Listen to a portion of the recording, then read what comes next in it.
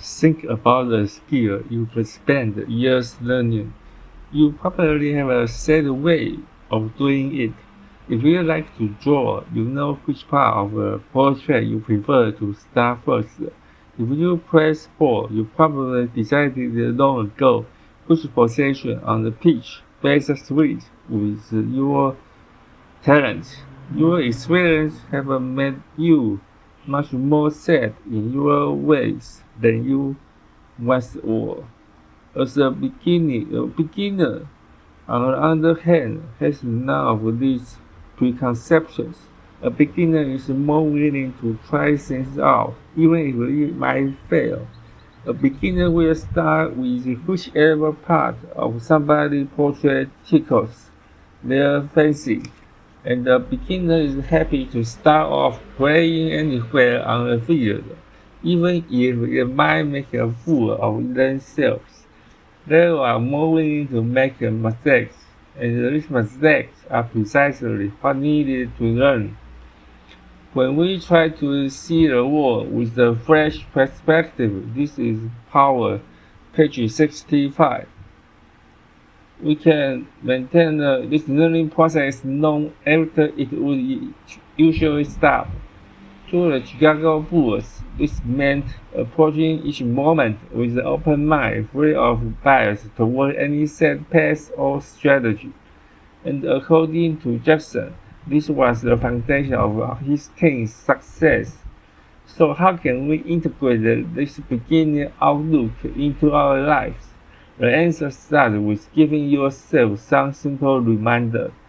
If you are in the world of business, choosing might mean embracing innovation, SHOSHIN, and experimentation, reminding yourself that masters become limited by their belief in what being done and how, while beginning seek new approach to problem solving and explore new market or opportunities. Or if you work in creative field like writing or music, choosing might mean deliberately maintain your interest in different techniques and pushing yourself to collaborate with people with different styles. Beginners don't hold strong beliefs about what will work, they just try.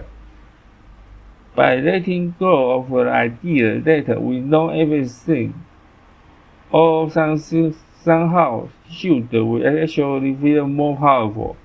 In this way, Shoshin can help us approach challenges with a greater sense of curiosity, humility, and resilience, and help us to learn. Experiment 4. The potential effect. While studying for my psychology degree, I was pleased to learn that older siblings tend to have, on average, slightly higher IQs than their younger siblings. I'd long wondered why I found my little brother so annoying when we were kids. Now I knew. Scientists have tried to come up with various explanations for the phenomenon over the years. Could it be the parents tend to invest more time and energy into their firstborn children than their siblings? Could it be the firstborn children are more likely to engage with adults, which help develop their vocabularies? Or could it be that parents are more likely to have higher expectations from their first child than from any subsequent children, which nudges firstborns to try harder in schools? The jury is still out, but one interesting explanation stems from a study carried out by researchers in the Stanford School of Education in 2009. The researchers brought 62 eighth graders into a biology class, where they were randomly assigned to one or two groups. The first group was told to study and learn materials as they normally would, with the goal of performing well on tests at the end of class. The second group was told they would be teaching the material to a computer-generated avatar, and that their performance would be evaluated based on how well their digital student learned the material. At the end of the class, both groups took the same test to assess their mastery of the material. Strangely, the researchers found that the students in the second group who taught the material to a computer-generated student learned better than the students in the first group who have studied for the test alone.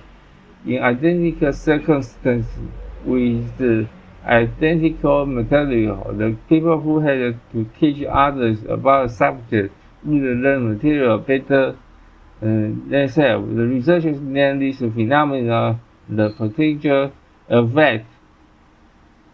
This is the 67th page.